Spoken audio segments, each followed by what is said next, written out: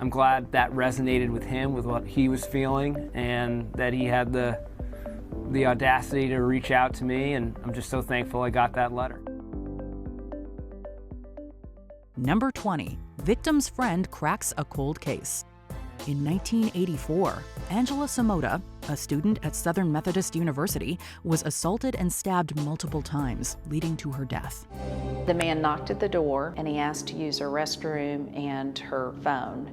She let him in. She called her boyfriend, and he knew something was wrong. With few suspects, the case quickly went cold until 2004, when Samota's best friend, Sheila Wysocki, claimed to have seen her ghost and was compelled to solve it.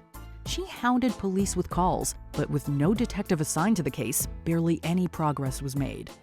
They were not receptive to me at all. I actually was very harassing to them, and they did not welcome me at all with open arms. Wysocki began studying and earned a certification as a private investigator. As a result, she was able to look at the case more closely and eventually helped police find related DNA evidence.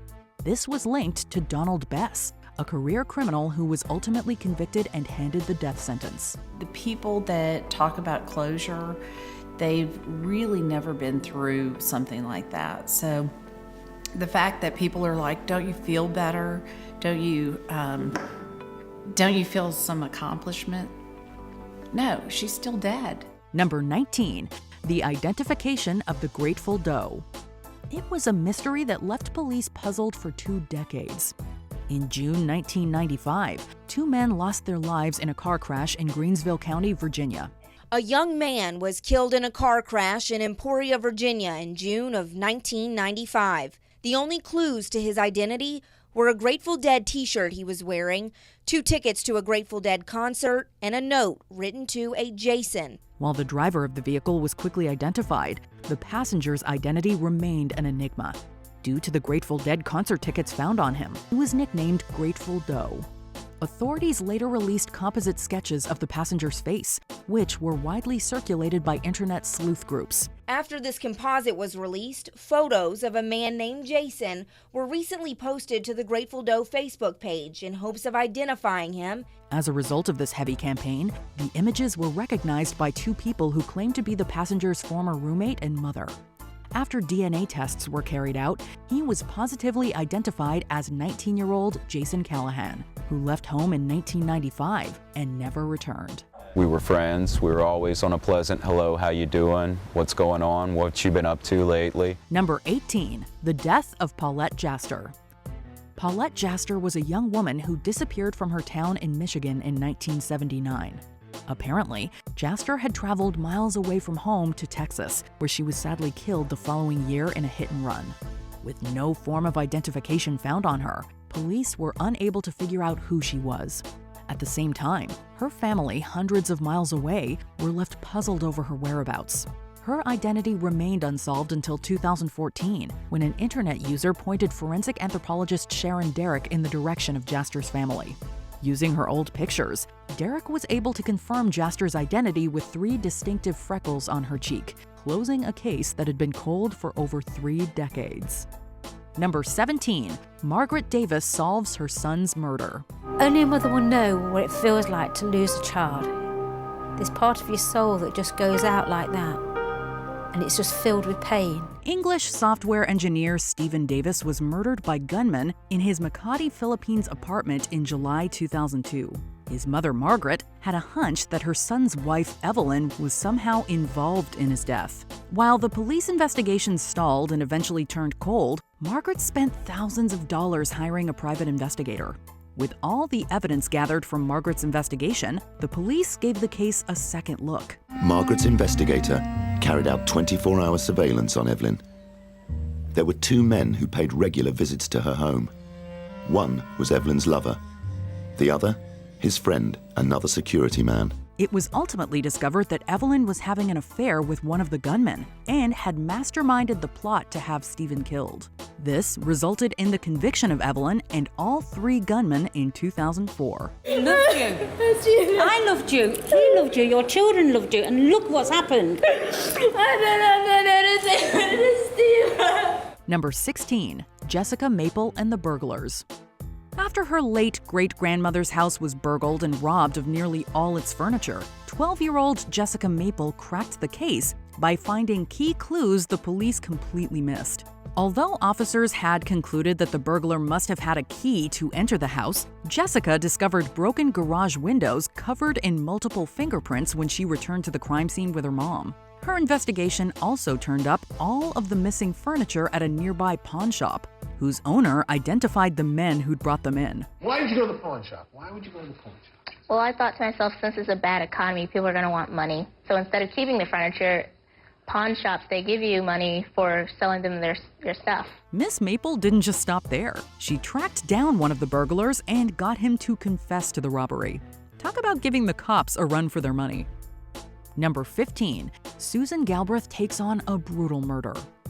To solve the vicious murder of Jessica Curran, Kentucky resident Susan Galberth first sent letters to several celebrities and journalists.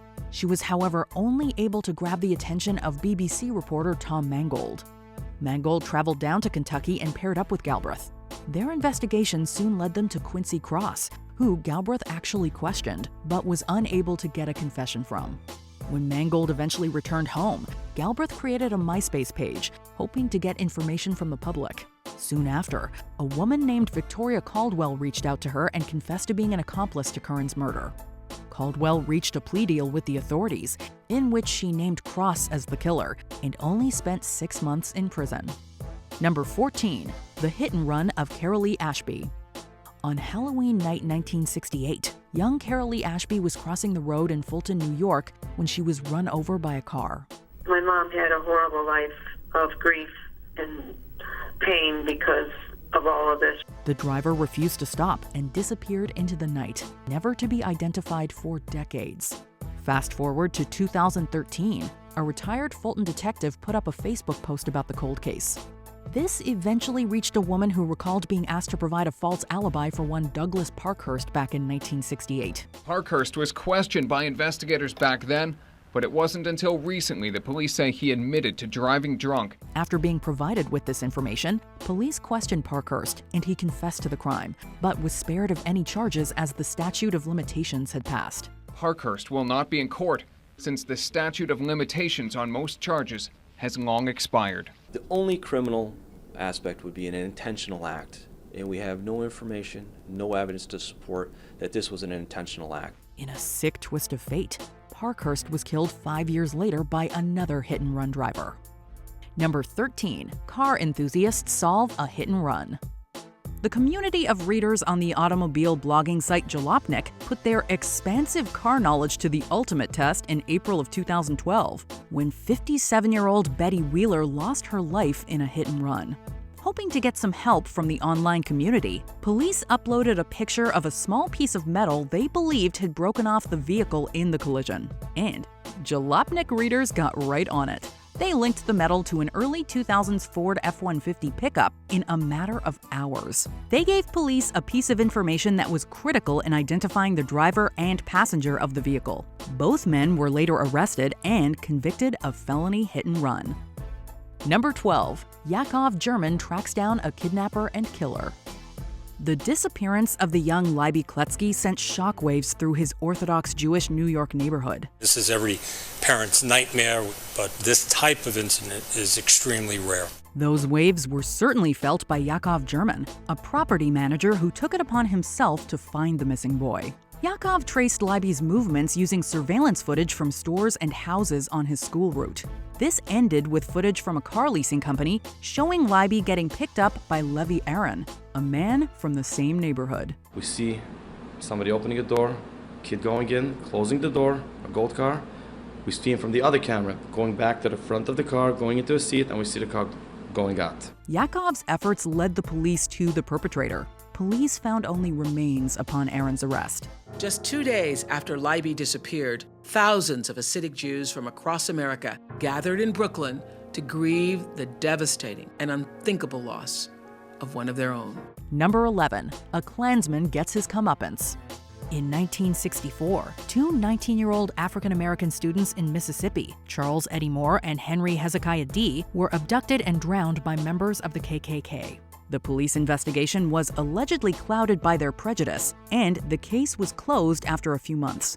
Some 40 years later, Moore's brother Thomas teamed up with a documentary filmmaker. They tracked down the man responsible for the killings, James Ford Seal, who was initially reported dead. Their case did not come to the forefront like the New Yorkers, civil rights workers. Yeah. Ben Cheney was also amongst them, but the people they really wanted to solve the crime for was Schwerner and Goodman. Yeah. They didn't have the Dean Moore case didn't have the benefit of those people associated with the case. So I took it up and found Thomas after about a year of looking for him. Thomas's and producer David Ridgen's discovery allowed the case to be reopened, resulting in Seal's arrest and conviction by a federal jury. He was sentenced to 3 consecutive life terms and died in prison in 2011. Number 10. The murder of Maribel Ramos. 36-year-old Maribel Ramos was an Iraq War veteran living in Santa Ana, California with her roommate Casey Joy. Ramos disappeared on May 2, 2013, and was reported missing by her loved ones the next day. While police investigated her disappearance, a friend posted details of the case on Yelp, asking users for any information. A few days later, Ramos's roommate Joy supposedly left a comment in the thread, in which he referred to the Army vet in the past tense. As if to suggest his possible involvement in the disappearance, one user in particular voiced suspicions about Joy. Those suspicions came true in the following days, as Ramos's body was found, and Joy was later arrested and convicted of her murder. Number 9. Ellen Leech helps identify Greg May's remains. Greg May was a Civil War antique collector who shared an apartment with Doug DeBruin. May disappeared in 2001, and his antiques popped up afterwards at an auction house. This led police to arrest DeBruin, who, it was revealed, had been selling off May's collection. But with no sign of a body, prosecutors knew they didn't have a solid case against him. Then, in 2005, a skull was found all the way in Missouri that puzzled authorities. They put together a facial sculpture from the skull, which was later matched with May's missing persons poster by Ellen Leech, a Home Depot cashier and online sleuth. I have solved 8 cases to date. The first one was in 2005, which was Greg May. With this, prosecutors were able to build an airtight case against DeBruin and eventually convicted him of the murder. Number 8. Celia Blay catches an internet predator. William Melchert Dinkle, a 47-year-old nurse from Minnesota, frequently posed as a 20-something-year-old woman in online chat rooms. He encouraged young, depressed adults to take their own lives, sometimes for his viewing pleasure. William's scheme was discovered by Celia Blay, a pensioner from England. Blay struck up a conversation with a teenager online and learned that she was being goaded by William. Sometimes it's a serious and helpful and supportive site. Other times, there are people deliberately trying to push others over the edge. Celia devised a plan with the teenager and was able to collect evidence against William, with which she convinced U.S. authorities to lay charges. He was stripped of his nursing license and sentenced to jail time for assisting and attempting to assist in the deaths of 2 people. William Melchert Dinkle had to come to this courthouse 5 minutes from his house to face the allegations. All because a woman thousands of miles away wouldn't give up. Number 7. Bradley Wilman and the Predatory Judge. In the late 1990s, Canadian private investigator Bradley Wilman developed a Trojan horse disguised as a picture file, which he posted on several websites frequented by predators. Once downloaded, the file gave him unfettered access to the individual's computer. This allowed him to pore over their emails and other documents, then turn over important information to watchdog groups. His work culminated in the arrest of Ronald Klein, a California Superior Court judge who had an abundance of damning evidence on his computer. Klein was disbarred and sentenced to 27 months in prison. Number 6. The exoneration of Valentino Dixon. In 1991, Valentino Dixon was arrested and charged with the fatal shooting of a man in Buffalo, New York. There's nothing quite like a fresh start. Just ask Valentino Dixon. Although the actual shooter was said to have confessed, and 8 eyewitnesses reportedly absolved Dixon of the crime, he was eventually convicted and given a lengthy sentence. While in prison, Dixon began drawing golf courses and soon got noticed by a golf magazine journalist named Max Adler. I'm glad that resonated with him, with what he was feeling, and that he had the audacity to reach out to me, and I'm just so thankful I got that letter. Adler published an article on Dixon's ordeal that in turn caught the attention of Marty Tankleff, a Georgetown University law professor who decided to take up his case alongside his students.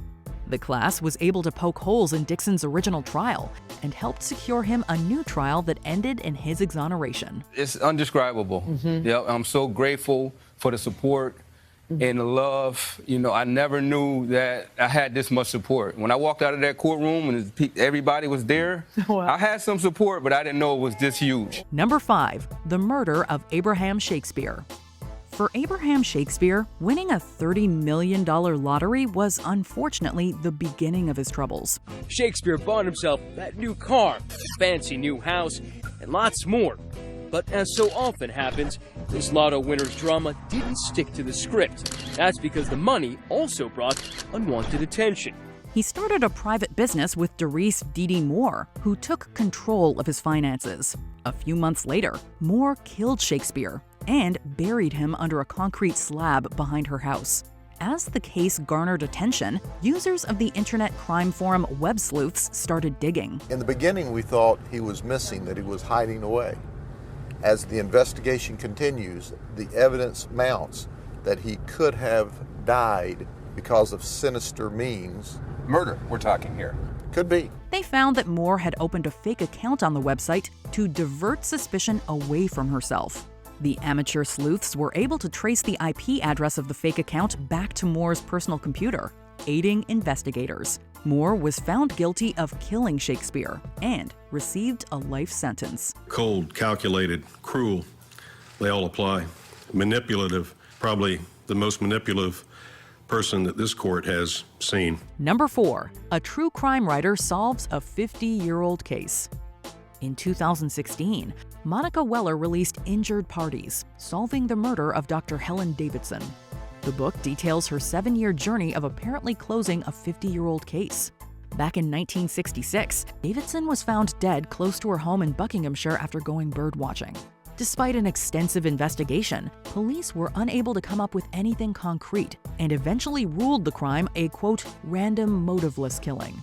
Weller, however, carried out painstaking research and soon concluded that the perpetrator was George Galberth, a gardener who worked in the area. Although Galberth took his own life 5 years after the incident, Weller theorized that he had killed Davidson after she spotted him with a male lover. This was at a time when homosexuality was still illegal in England. Number 3, the murder of Jacob Wling. In October 1989, Jacob Wling was abducted in St. Joseph, Minnesota, and never returned. These are happy thoughts, but when you stop to think about how much time has gone by, it's kind of hard to swallow. The case bore similarities to the earlier abduction and assault of one Jared Shirel, who was ultimately freed. Wetterling's case grew cold over the years, until 2013, when Shirel teamed up with Joy Baker, a blogger, to solve it. This morning, Patty Wetterling finally knows what happened to her son Jacob. Baker unearthed a string of similar assaults that occurred in nearby Painesville, and was convinced that they were all likely committed by the same person. Although police reportedly discredited their theory at first, they eventually looked at the case keenly and zeroed in on Danny Heinrich. You had the theory, and everybody told you that theory was wrong. Yeah, that's true. And it was disheartening. Heinrich, who was actually an early suspect in all aforementioned cases, led police to Wetterling's remains and was sentenced to 20 years in prison. Number 2, Michelle McNamara's hunt for the Golden State Killer. He was like a Hannibal Lecter, highly intelligent, highly sadistic, master manipulator. Joseph James D'Angelo, infamously known as the Golden State Killer, was responsible for the deaths of at least 13 people. However, the hunt for his identity would go on to claim one more life, that of Michelle McNamara.